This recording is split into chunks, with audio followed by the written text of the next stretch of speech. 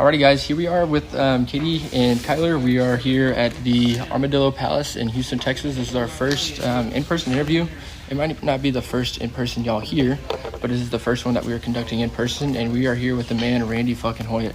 Randy, you're from College Station, Texas. We are in the Texas scene now. Katie has officially moved down when we're recording this. And how important has the Texas scene that you're now seeing been in importance of getting you out and getting music out? Oh man, it's been everything, honestly. With music, it seems like it goes through phases, but also in scenes. So you've got like Dallas is pretty known for your hard metal rock. Austin's kind of got your pop. Yep. I think Houston, man, it's got a lot of country. I think. Yeah. I think Dallas also has a lot of country, but man, something about Houston has a big influence on the Texas music scene. I think there's also, like, if you look back in the past on Houston specifically, there's been a couple people that have came out of Houston. Rich O'Toole was one that came out of Houston and was a really big, well-known name around here. But there's also so many artists that are popping up from small towns. Like, if you look at Whiskey Myers in East Texas, they are all from over there, and they had their own individual scene in the rock, and pretty much made East Texas music is what you would label that as. And so have you noticed anything from College Station that specifically is special to you? Well, being born and raised there, I would say that, man, it's consistency of Texas music bands that come through College Station. So if college you're bars and everything yes, like that. Of course. Yeah. And then you've got like places like New Braunfels, San Marcos. You Yeah. always consistently every month you're gonna find Texas music scene shows anywhere throughout those places. Yeah. I think College Station is just a staple and has been for a long time. Yeah. Did you have any inspirations coming from Texas music-wise, like that wanted you to get into writing? Oh, dude, singing? My hero has always been Cody Canada. Yeah. And Ragweed. That was what I was raised around teenagers, and by the time I was a teenager, they were young 20s and that's me as well. Late 20s. So it was. So the big question is, are you going to Stillwater in April? Oh man, I could not get tickets. No, I you sat couldn't? in line for like 5 hours. No way. Couldn't pull them out, dude. And I'm not paying the expensive price it is now. I mean, I'll be honest with you, Boone Pickens Stadium is a big stadium. If you want to go sit outside, you can. You can probably hear it. So, and there's also going to be a lot of people that are playing music around there before and after. So I know there's someone hosting like a little like backyard thing, playing music and stuff. But I got us tickets for Friday, and I was lucky when I got tickets. I've seen Departed. Yeah. Mm-hmm. Departed is great, so it's nice to go and see the whole shabam again. It was funny about bringing that up is old boss of mine used to be there, like security back in the day, and I texted him as soon as I saw the teases of the change of profile pictures and everything, and it's like, what the hell's going on? And he's like, shit's happening. Go buy your hotel now. And so we booked a hotel and got ready, and everybody else found out, but that was really cool.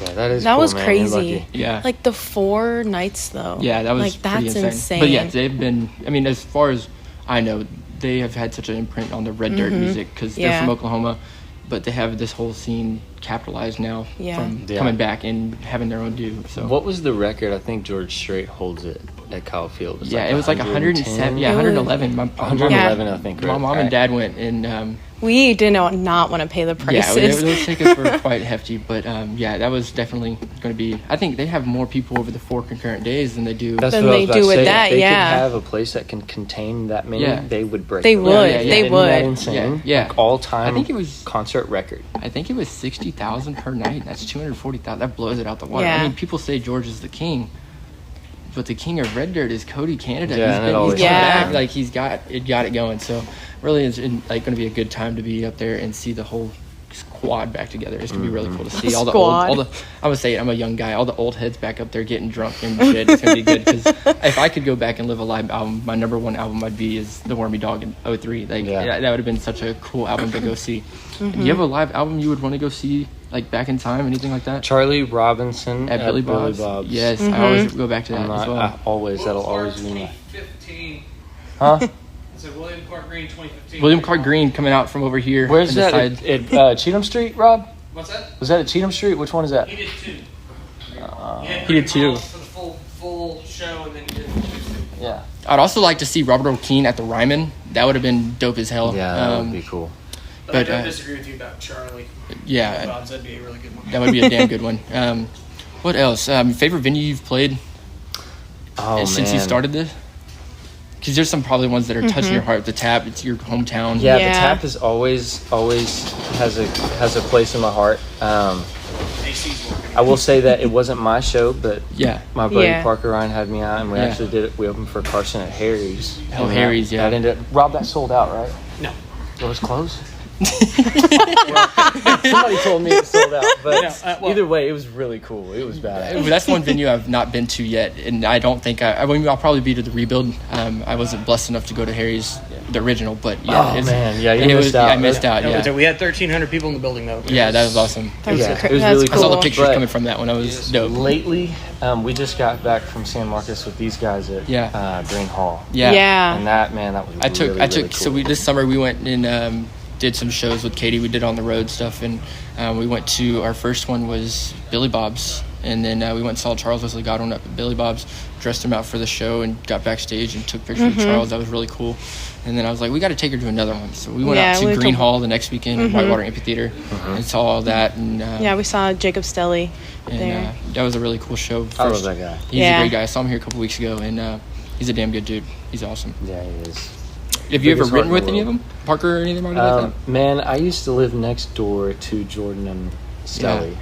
And so there was a lot of little moments. I don't think we ever came to one that I wrote a lot on, but I was there for a lot. And I think there's a song on Jordan Nix's Dirge album, Not With You. He came over and was like, how do I do this? And I was like, I don't know. And then he would say a couple lines and I'd be like, nah. Yeah. He'd say the next one and I'd be like, yeah.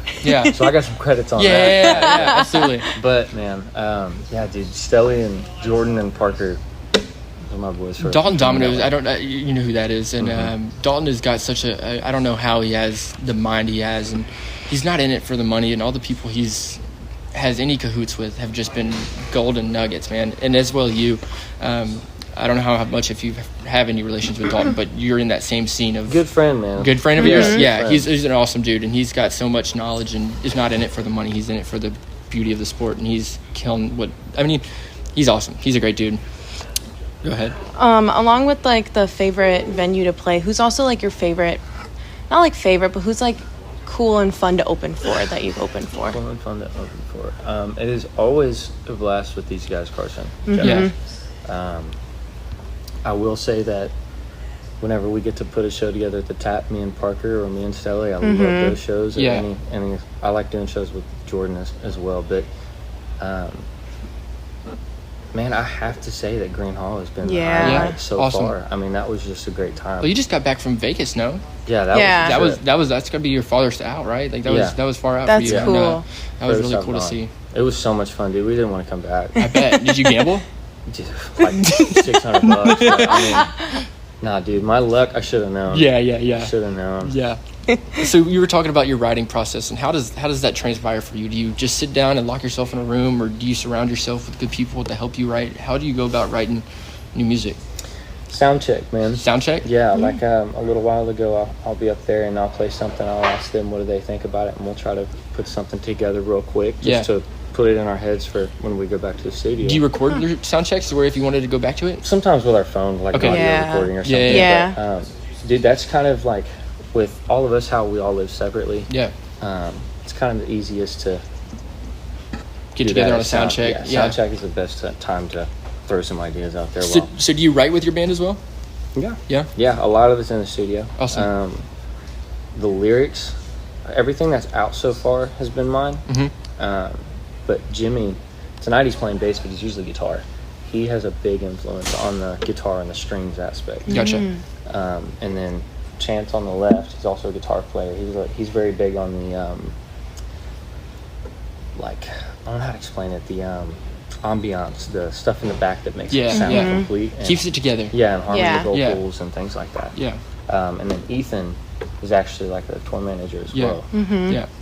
So y'all have a good meshed unit of everybody fills the holes that there is. Yeah, man. We're finally getting around to where we played for so long that we're finally getting the click and we understand what everybody's going to do when they do it. Yeah. It starts to blend a little bit. And that's a hard thing for people to find is when you go and find, if you're starting any band, you can't just go off of somebody's word. You got to play that show and get the kinks worked out. And that's not an easy thing to do, is just bang that out.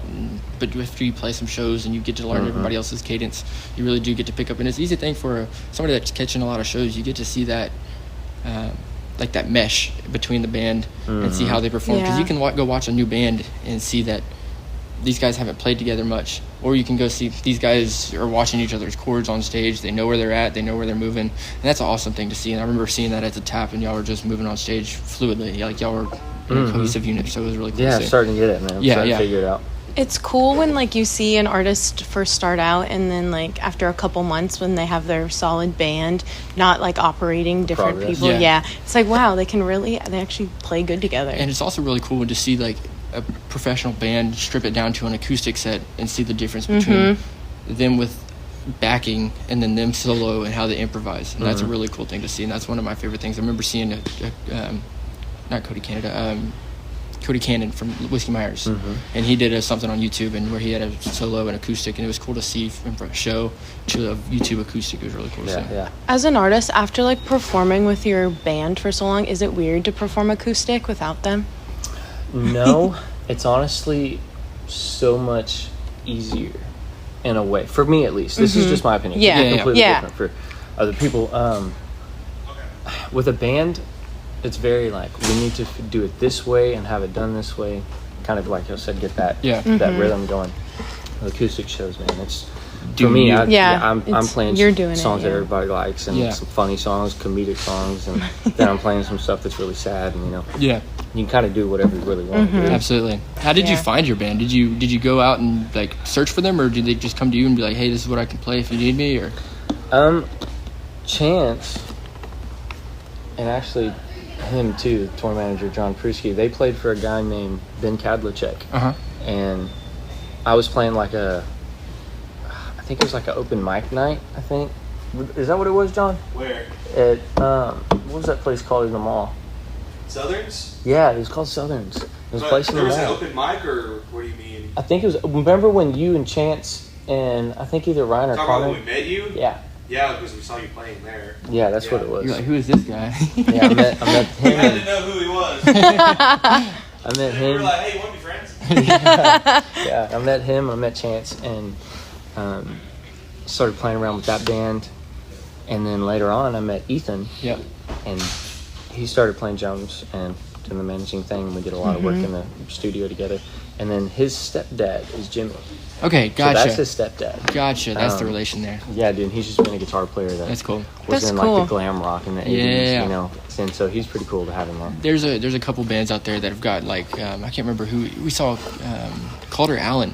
I don't know if you know who that is. Wasn't his dad playing with him? Yeah, his dad was playing with him, and then his like dad's cousin. Like it was just a bunch of family. Older people around a younger kid and.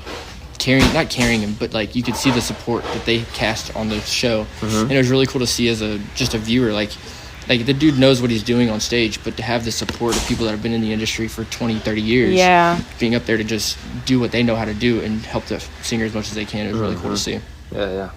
So let's see here, putting the band together. You said about that. Let's see here, new music. What do we have for that? Is there anything coming out we should be aware of? Yeah, dude. We have an album done. Okay, recorded, mastered. All that we need now is the thing that's going to take forever, and it's for me the album cover. Gotcha. I take that very seriously. Yeah. Because it's going to be around for the rest of my life. Yep. And if it's something that does what I want it to do, it's going to be everywhere. Yeah. And it's important to me. Absolutely. So that is the only delay that I have right now. So what are you wanting to do? Do you have something that's just like going to click vision? and you're going to be like, that's it? Or you want to put something? I want to see something. Because that's the way for me it happens. With Drawn, with Notices, I saw those and they were just ideas, but we did them. Yeah. And I was like, yeah, that's it. Yep. There's no other option. You saw it day one and you put it out the next day pretty much. Yeah. That's kind of the way I've been trying to go with decisions in my life. Is if it feels right, it feels right. And your last EP was all acoustic. Is this full album, full band? Full band. Awesome. Nice. That's full awesome. Debut record. This will be That's awesome. The first one. Awesome. And how many tracks are you talking? Probably 9. Awesome. Yeah. That's awesome. Are you still debating on keeping a song in or cutting a song out? Always. Always? Always. What does that play in your mind of what do you want to do and what decides at the final? Man, with Listening me, through? I'm always trying to change it. So when Jimmy and Ethan and Chance look at me and they're like, dude, it's done. It's good. Don't worry about it anymore. I'll have to be like, all right, okay, Yeah. we'll be good. Because So if- usually I'm like, no, dude, this can change and this could be better and this, I don't know about this, but that's just every artist, Yeah. man. It can always be better. Have you revisited this one yet? With backing or anything like that?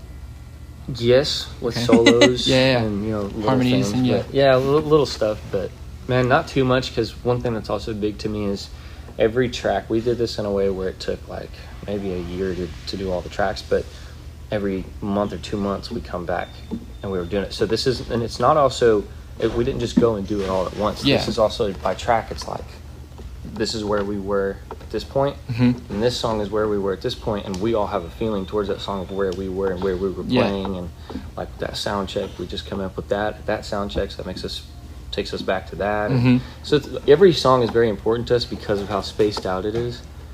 Like I don't know how it makes much sense, but No, it does. Yeah, you have every multiple song, recordings. different time of life. Yeah. And so how long was that time, like, from when you were like, hey, let's go ahead and start writing, putting pen to paper, to, hey, we finally have wrapped up the final song. It might not be the last time we checked this song out, but we've wrapped up the whole 9 tracks. How long did that take for you? 2 years. 2 years? Yeah, How long was maybe that? Like, 22. was it like a year of writing and then a year of recording? Essentially, Yeah. I mean, it was kind of mixed in throughout that 2 years. Yeah. I mean, Yeah. It's a lot of, hey, I've got this ready. Let's go. Yeah. Let's go record it now. Or, I'm not ready for this, so let's back off for a couple weeks and not force it. Yeah. That's just kind of where I'm at. I'm not trying to force it Absolutely. to happen. I'm trying to just let it happen. Yeah, you were going to let it roll naturally. And that's always a good thing, is because there's some musicians that you can definitely tell force music out there, and they don't have enough time to. I'm a big fan of marinating albums. I'm not going to listen to an album that comes out day 1, day 7, 2 weeks out. I'm not listening to that album because everybody's going to be talking about it. Everybody's going to be rating and raving about it. And I don't want to have a tainted view of an album that I might not like in 6 months. I want to have revisit it in 6 months when nobody's talking about it, to where I can have a raw listen and have a whole new, because I might not be in the men's mind space to be listening to it the first time when it comes out, being all hyped up and getting let down. To where if I can listen to it 6 months out, I'm going in on a blank slate, and I can have a pure listen of what I actually think about it. Yeah. And I think that's what people don't do enough, and people just will taint an album's reputation in that respect. Well, like for me, I'm always on Twitter, and people are always just like, oh, this song from this album is so good, but then I'll go listen to it and I don't like it. Yeah. And it's like I went into the mindset of it being good, not actually having like a full in-depth listen to it. So when you go back and you listen to your album, have you done that where you've waited a couple months to hear it again and just see if you worked out any kinks if you could? Yeah, dude. There was a song, it's going to be on the record, Shameless. That song, we did it early. We did it, I think, right after we had come out with Drawn. So it was the 3rd song that we ever recorded full band. And I think we went probably a good 8 to 9 months, 10 months, and then came back to it and was like, okay, this needs to change. This has got to change.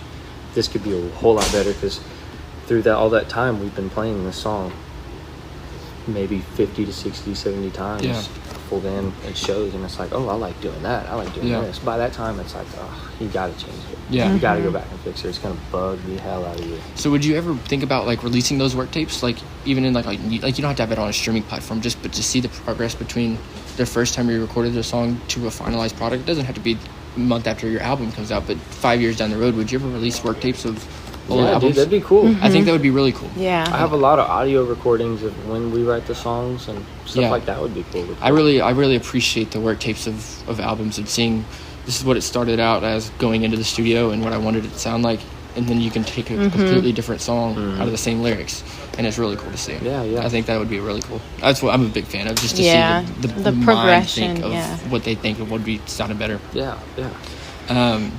Okay, Kyler always had this question. I'm going to ask the bathroom one. Okay. Okay, so are you ever on stage and you have to go to the bathroom? What do you do? Like, you can't do anything. Have you ever had that problem? Yeah. Honestly, dude, not that I can think of. I've had to go before, because I have really bad, like, I wouldn't call it anxiety, but I get nervous. Yeah. Really, man, before anything. So I get nervous, and it's not that I really do have to go. It's just I feel like that. Yeah, I don't yeah. explain it. I also feel like I'm about to throw up. It gets pretty rough sometimes, man. And have you written about that? Like your anxiety of, like, that's a common thing for a lot of people. Have you ever shared that in lyrics? Man, I never really shared it out loud much to Yeah. anyone, dude. I just try to forget about it while it's going on. I'm just like, It's not happening. I mean, that's a good point for a lot of people with songs that are relatable, and I think that would be a nice one to, if you could. I don't know if you could put it in paper because that's you're anxious about writing it. Does it write about anything? Yeah. Does it all tend to go away when you get on stage and start singing, or is it there the whole time? After the first verse and chorus, I'm solid. You're in like a flow state. Yeah. Dude, it's adrenaline, you know, a little bit of adrenaline, and if it's a big show like a Green, a lot of adrenaline. Because you can't turn back. No. Yeah. You're the man. You have to entertain these people. Yeah, That's your exactly. job. Yeah. And so what's been the hardest crowd to tame for you? The little ones. Yeah, really? The smaller it is, the harder it is. I'm not lying, dude. Really? It's really difficult. Some people people work really well. Yeah. I can't, dude. I'm usually like a kind of laid in the back. Yeah. Don't say much kind of guy. So whenever there's like 15 people, it's really hard to work. You got the spotlight right on you. Something like Vegas or anywhere else that has a lot of people, that noise is already there. So we can relax and then walk up and say something. Anything you say at these shows, they're like, you know, it's just it makes you feel better. Yeah. It's a whole so do you not like the vibe where we're all sitting up on stage and you can hear a pin drop in between songs? Do you not like that? I do in certain instances. Yeah. If it's a listening room, it's nice. But you know, whenever it's kind of like a rowdy town like College Station, man. Let's have fun. I was here 2 years ago seeing J.R. Carroll and Nolan Taylor. There was probably 45 people in this hall. There was no seats. It was all standing, but I was up there with my foot on the stage, and you could hear a pin drop in this place. And I was like, I couldn't imagine being on stage. Yeah, that's nerve-wracking. And there's 80 eyes staring at you because everybody's got two, and they're both on you. Yeah. And you just got to perform. And I would shit bricks. I don't know how I could handle that. Somebody who's really good at listening rooms and deserves big ones is Jordan. Yeah. So he's done gosh. He's done his house parties, and our good buddy out in Baytown, Clint, had him last year for his birthday at one of his house parties, and so we've been talking about trying to get him down in Santa Fe. Even there's a park that they have, and we'd like to see him if we could go out there. And then he's also booked him for Beaumont, see if he can get him out there. You just got to, it's the luck of the draw with those. So, man, he's amazing songwriter. Yeah, he's amazing. He is. Him and Shelby Stone, when they just put out some work, that was really good to see. Big fans of both of them. They're damn good. I think Jordan Nix is like I would say it, I'm just going to say it, it's like an Isabel writer. Like, he's got that hold on words that is not an easy thing to grasp, and he's definitely got it like that. He's dope. I agree with you. Yeah, he's really cool. Yeah. Do you do anything other than, like, when you're, say you don't have a show on a Friday or Saturday night, what's your typical Friday, Saturday night look like? What do you enjoy to do? Tap the College Station usually, man. That's where I go to decompress. Yeah. I love that bar. You like going to pool? What do you do? Yeah, man. I mean, I've gotten pretty close with Miller and Nathan, the managers, and John, the owner, and then I'm dating I live with one of the bartenders that still works up there. So all of her friends, I know all of them very well. I mean, I'm just pretty close with the whole place. That's cool. It's a place to just go. It's like my backyard. Yeah. You know? Do you live still in College Station, you said? I live in Bryan. But Bryan, gotcha. Right on the line. Gotcha. Yeah. I've been up to College Station a couple of times this year, and the Tap, I went to all the shows I went up to College Station were the Tap, and the Tap is a wonderful place, and I wish it had more recognition of, because everybody goes to Harry's and looks over the Tap, and the Tap's a good little dude. wall. And fun fact, that's the first place Ragweed ever played in Texas was the Tap. No shit. Wow. Yeah, Cody told me shit. that whenever the party came through, like, man, it was probably 6 months ago or so. Yeah. But That's cool. I talked to him backstage, dope. and he was telling me, he was like, it's the first place we ever played in Texas. I remember sitting back there in April of this year, and I didn't know who you were, and I was stupid. Like I was telling Ethan earlier, Parker was like, "Who is this kid? Why is he following us to shows? Fuck this guy." And I'm like, "All right, I'm that's just enjoying music." And so I brought him shirts, and I was sitting backstage smoking a cigarette in the rain. I remember that, bro. It was 420. It was 420. And they were like, "Do you want the blunt?" And I'm like, "No, I'll just smoke a cigarette." And I didn't know who Randy was, and Randy was just like, I'm like, I don't know, but I'll get out of here. So I'm a quiet guy. I didn't know who he was. And it was funny, and I was just sitting there, and I was like, oh shit, this is the guy that's performing first. Okay, I can sit down and relax. I just saw him over here. So and you took his poster. I did, and I feel very bad for that. And I hey, it's hanging on our wall. If it makes you proud, we're big poster collectors. We've got a big wall of posters. Get what you can. They're going to be really cool later on. Yeah. So we've got a shit ton. Too many. We're running too out of many. space, yeah, we're gonna have to put them on the ceiling. Yeah, in the bathroom. Yeah, we're gonna eventually. When I don't know, was it you were talking to, but Dookie Day Parker's got next month. And we're going to throw. Where's that? Austin. It's in Austin he and has Dallas. Austin and Dallas. Are you going to show up to one of those? I feel like that would be like your vibe. I want to see it. I want to see it. I really want to see them do that. Yeah, so we're probably going to go to the Dallas. We've got a buddy that might fly in that does film photography, and he's just picked up a camcorder, and I would love to see that production that'd on be VHS. cool. Like, that'd be really cool. So not VHS, but on a camcorder style recording would be dope. Yeah, so that'd be cool. What were you were going to put the Dookie Day poster in we're our gonna bathroom? we're going to put the Dookie Day, but we ran out of room, and so like Dookie Day on the toilet like just right fits. above the toilet. So it just fits. But That's funny. That's funny. How long did it take you to record the acoustic EP that's already out for anybody that's wanting to go listen to music now? He's got an acoustic, 4 or 5 songs? 4. It's 4 songs. How long did that take you to release in 2 weeks? 2 weeks. So that was just getting your name out there for you, huh? Yeah, dude, Ethan had a apartment, I think, and I could be wrong. I think this is where 301 comes from, and it was 301 Tauber Street. Tauber. In College Station. BER, behind Northgate. So Parker's got Talbert in the same... That's where they did it. Yeah. That's crazy. It was at Ethan's apartment. That's crazy, because I've seen videos inside that apartment. Yeah, and you look at the bottom, it says 301, and it was like a studio apartment, but it had like the stairs up to the bedroom. Oh, the whole bottom gotcha. was a big studio. Gotcha. And I met him, went over there, started working on it. A couple weeks in, we had it ready and just had to get something out there because I wanted to start playing shows. And what's big about playing shows is they want to listen to what you They want to hear when you. They leave, they got to have something to hold on to, to come back and sing along with. Right now, and at that time, there was nothing. Well, that's the thing. Like, we know a lot of musicians, like up in Oklahoma, because we go up there a lot. And a lot of them don't have. Don't have music out. They have their own songs. And they're singing their own songs, and you can easily go record on a. I mean, kid you not, you can record a shit song on a shitty recording and put it out. Just something that people can listen to later. And then once you have money out there to re-record it, if that's the process you want to go do that. But there's not enough people that have music and don't give a proper recording. I mean, a half-ass recording will do. Just get something that's product out there. Yeah, dude, we were pretty quick with it, and I don't think I ever paid him, but Parker played all the lead on it. No way. That's Parker cool. played all the sick. guitar lead. That's crazy. Stuff. Yeah, I don't think I ever paid him. Well, he'll hear this and he's gonna be like, "Oh, Randy owes me." That's crazy. Was Ethan was full acoustic in his apartment then? No, like you couldn't have the room to set up anything else, huh? Pretty much, dude. I mean, it was pretty filled up with all that studio equipment. I mean, it was a studio with a staircase that went up to a bed, and that was about it. That's crazy. I mean, it was because really I remember cool. Parker's 2 EPs are recorded there, and they're both acoustic. Like they're, I don't think I've ever heard anything out of. Well, now knowing Ethan's apartment, that was anything other than acoustic, and that's really a special place because, I mean, 10 years from now, that's going to be one of the people who are going to take pictures by and be like, "Hey, yo, this is where this shit was." Yeah, that'd be cool. That'd be sick. Honestly, me and Parker both got our little. That's crazy. That'd be sick. Probably 10 more people. Jordan probably has recorded something there at least. Oh yeah, they got plenty of stuff. Yeah. I mean, there's that whole group. There's so much. If you want to go down the rabbit hole of that whole group of what happened in College Station 3 or 4 years ago, there's a lot of people recording music. Even Ethan and his buddies and the bullshit they've got with, you know what I'm talking about, the Cowboys and stuff. So there's so much fun that they have, and there's so much a deep rabbit hole that group's got, and it's just good people putting out good work, and it's awesome to see.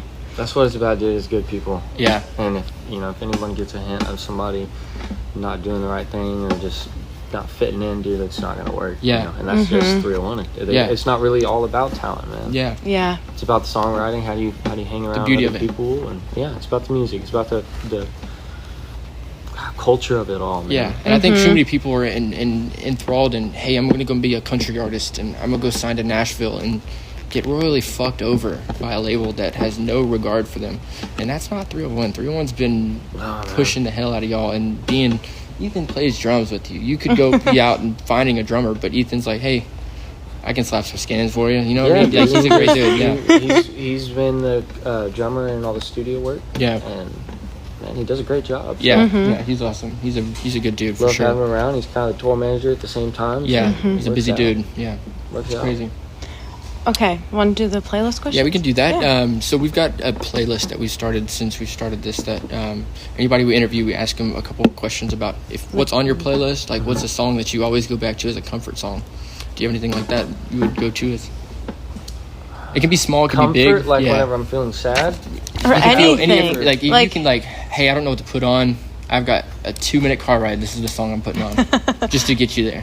You're sitting 10 minutes in your driveway picking the song. Something like Olivia, John Mayer. Mayer, gotcha. Yep. Yeah, it's cool, man. Gotcha. And then what's a small guy you like? Yeah, like a small upcoming artist.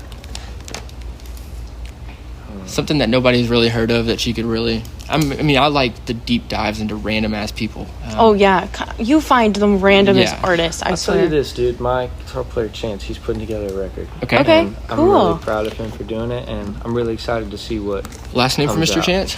Cochran.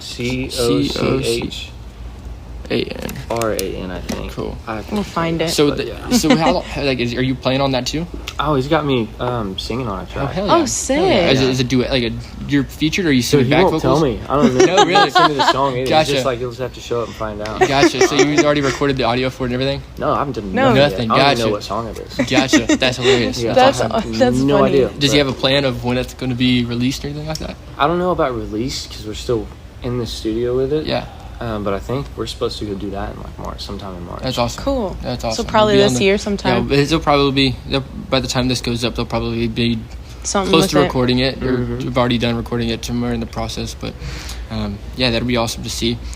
You said he's your guitar player. Yeah. He writes as well. He does. That's awesome. Yeah, That's man, awesome. it's real That's handy. awesome. It's awesome Yeah. because like there's so many people that have a band, and then there's somebody in that band that has a separate band, and that's a really beautiful thing because they sacrifice their time to, hey, I think I can write songs, but let me go help my buddy out, and let me go Yeah, help I them think pursue. that's a beautiful cool. thing. You got J.R. Carroll with Zach. You've got Clark Sexton with Nolan Taylor.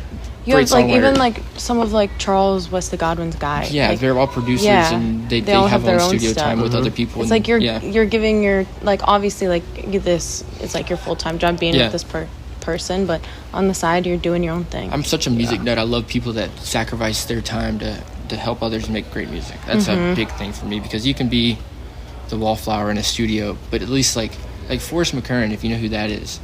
Do you know who that is? It rings a bell, but I don't want to lie to you. No, he is really good. His wife plays fiddle for J.R. Carroll. Okay. And he has his own independent He has his stuff, own stuff. and he's just there. Like he's just a great dude. He'll like, he's a show great up to vibe. like all music things. Yeah, he's just one of those guys just seeing the crowd He and- plays a lot all around the country. He He's does got like a little small good bars and respect stuff. for music, and I really aspire. He's really good. He's a good dude. He's awesome. Like one of the people that I aspire to be like is him, and he's awesome. He's fucking cool. Yeah. Any other questions for him, Katie? Yeah, we could just a little bit going into, so you were saying how you're waiting like your cover art to come to you. So since it's like your debut album, you really want it to be special. Along with releasing that, is it like, are you gonna, obviously social media plays a huge role these days. So much of a role that Yeah. I strongly, I can't stand social A media. lot, but yes. a lot of like you young guys don't like it. Yeah. Yeah, I like can't stand it, dude. I'm all for it, man, but it's just not for me. Yeah. I'm not on my phone a lot, and It's hard to get Hey, that's a gets good thing, engagement though. yeah, dude. Yeah. But like, I'm terrible at it. And, Yeah. And I can't seem to just. Whenever I do know I need to post, but I don't know what to post, and I'm not good about sitting in front of a camera and filming songs. I'm good at just sitting there and playing with it and writing. I'm not thinking about let me film this real quick. I just Yeah. never think about No- it. And I think no that's one what, does. I think that's what a lot of people need more of in like the small industry is just place a camera in the corner and y'all work. Yeah. And then cut Or out what you something want. like just, that, yeah. Just literally a video of you talking about releasing music. Post that up and people will be like, oh shit, they're even about like to cook, this is the story behind this song, and Yeah. then like boom, you could I easily mean, even like with your post singles, that. if you drop Yeah. singles before your album comes out, which I think you would. Yeah, and what would be really cool is have like a photographer, a media manager to come See, and that's make what videos and like I want to do. edit and do that, and then later on they can say, "Hey, this would be a good thing Yeah. to put Yeah. on the reels." Yeah. or Exactly, make like some money TikTok. on that. Yep. I'm Yeah. telling you, Yep. I know some people are probably out there doing it, but Wyatt Flores has got a great marketing team because I So remember does seeing Charles. So does They Charles. all- They always have Like their fresh stuff to TikToks throw out always there. going up. It's like that's a thing. Like you have to be good, like good in Yeah. doing social it's media. like 70% of business. Yeah. Yeah. It's like And it's people such a are going to discover heavy you role. on TikTok. They're going to discover you on Instagram Reels, and it's like And that's what I also think is I don't think you want to be known for a single song on TikTok. No. I don't think any People- any No, and that's artist why. wants. That wants y'all to- got it out of me. That's Yeah. I can't stand Yeah. TikTok. No. and that's why I was always not because I think it's going to blow up. Not Yeah, like yep, that. yep. Yeah. It sounds like I'm about to say it, but it's No. not. It's that there's also a fear of like I don't want to be a TikTok guy. Yep. yeah. No shade to anyone. No. who got No, on yeah. TikTok. Yeah. You know what you did. got you where you're at. Yeah. And you're doing what you're doing. Who's these new guys? Time Myers. Yeah. What's the other guy? Kevin Adcock. He's one of them. What's the some of the age? Hudson Westbrook. Yeah. Yeah. Those are all TikTok guys, and Yeah. they're probably 100% fine correct. with me saying that. Yeah. It's just a whole nother way of doing the business, and it's not a way that I want to do. I just don't want to go that route. Another thing is most of those venues that they're booking, I don't know if you've ever looked, they're 18 and up. They're a lot of children going to those shows. So a lot of the bars are also and that you play a lot of 21 and frustrated. up. Yeah, because they can't. They'll sell tickets to 16-year-olds and they can't get in. Anything at the bar. Yeah. Yep. Yeah, bro. And so that's another big thing is because people were, we sold 2,000 tickets for the show, and big shows take merch cuts. They take a lot more than they should, and so I just think it's a shitty way to get there and then not help. A venue does a lot. I would say a venue does a lot. It's honestly it sucks because it's not their fault. No. They just put their songs on social media, and a lot of Exactly. people responded, and it felt great, and I'm sure it did. It's it should be. I bet it's amazing. Yeah. You know?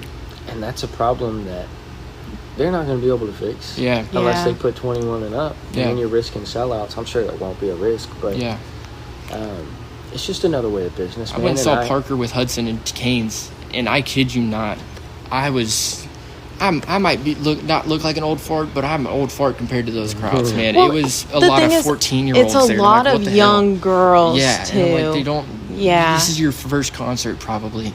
Yeah. And you're screaming and yelling and hooping and And hollering. you don't know, need to be. Yeah. like Wyatt Flores just played Kane's Ballroom the other night and brought out Cody Canada. How many people do Did you you see think that? knew the who that backstage was? video from I can't remember who posted it, but there was 6 rows of people when Cody Canada came up on stage to play Alabama with Wyatt Flores. I would have been going apeshit. Like that. Yeah, like and, that's and there was awesome. 6-7 rows of people just standing there like, They who were the like, hell is who- this old yeah. guy? Like, Dude, and that's what there's a pisses show- me off. Oh, what was it? I went to it. It wasn't. I didn't play it. It was at Flores Country Store We got to get there. in Helotes, Texas. Yep. It was Cody Canada Departed, and then Cody West, and then Coetzel. And Cody, something had happened to, I think it was the drummer's family, and so the band couldn't be there. So it's just him and his electric, and playing all the songs. You know, I loved it. My aunt Sierra came with me. She's been a diehard Ragweed fan. We loved it, right? Yeah. But man, right in the middle of his set, they were just like, "Go fucking Wetzel." Go. No way. You know, and it's one thing to be excited, you know, Yeah. but it's another thing to be a dickhead and like, Yeah. like Cody literally was like, "Just be nice, bro. Just be nice." yeah. And he's like, "I'm trying." That's You what know? really sucks is people don't put respect on a lot of people that are out of the game. Like, People just aren't nice no more. yeah. Like, you That's could go it. see, like, Corey Morrow. Like, there's so many Texas legends. Just speaking because I'm from Texas, but there's so many Texas legends. Pat Green, all these people that people don't go see anymore. I know they're out of their primes, but they're still putting music on stage, and people should go to enjoy that. Yeah. I saw Pat Green and Parker play, and people were talking during Parker's set before Pat. What's going on, buddy? Carson just walked in here with his baby. But yeah, there's so many people that are not showing appreciation for live music that should be. Yeah. That are not. It's their first show, and they shouldn't be having Well, that. You know even what I mean? when we saw Zach Bryan play at US Bank Stadium in Minneapolis, and Turnpike opened for him. So many people had no Yeah. idea who Turnpike was. Yeah. And they're all like, that's gonna cause Zach's set to be shorter just because like blah blah blah this and that. I'm like, Okay. do you guys not know who like this Jason band Isabel is? Jason Isabel opened in Houston. Yeah. I was going apeshit because I love that's it. He's cool. great, Yeah. right? Like no, I could walk around and just hear 30 different conversations, and I'm like, y'all don't get it, all man. people. The guy in front of us was like, "Has he played Cover Me Up yet?" Yeah, that's like- literally like- all he said. And He's I'm like, you guys they're don't probably even thinking know. that's a Morgan Wallen song. You know? Yeah, Like, it's you guys just- don't know who this yeah. person is. You'll never get away from it, man. And as being an artist, I know that with what my dreams and aspirations are is to be that person. One day, I'm gonna be that person. Yeah. I'm gonna be the guy that nobody knows about anymore. Yeah. And that's fine, you know. I mean, as long as you live out the heyday You- through it. yeah. You know? It's part of it, and I think that's why it's also so amazing to see what's going on in Oklahoma for Ragweed. Yeah. That is just I've seen Departed so many times in College Station. I mean, just everywhere, and nowhere did I see them get recognition they deserve. Yeah. Yeah. I think it was him telling him that they were never getting together. Yeah. Also boosted that. Yeah, and this filled my heart so much. Mm-hmm. Yeah. Well, I think it did a lot of people's, Because there's some people that, like me, like Wormy Dog was recorded in, I think, 99 or 03, somewhere in that timeline. And they broke up in 2011. I couldn't have gone to a show at 11 years old, and they probably didn't want. I didn't want to. They were probably not in the best moods at that time, and so. But yes, I did see Departed a couple times. But I'm really happy that I'm going to be able to see, even if it's just those 4 shows, and they're like, "Hey, fuck this, we don't like playing together anymore." Mm-hmm. I can say I was there, Yeah. and that's going to be something special. You were like so dang excited. Yeah, we spent like $500 on. Well, we also got tickets for our friends too. But it's going to be a damn good time. Randy, excited. Thank you so much for jumping on with us. We've had a great time. We're going to kill it here tonight. And, appreciate you coming on, sir. Thank you so much. Sure.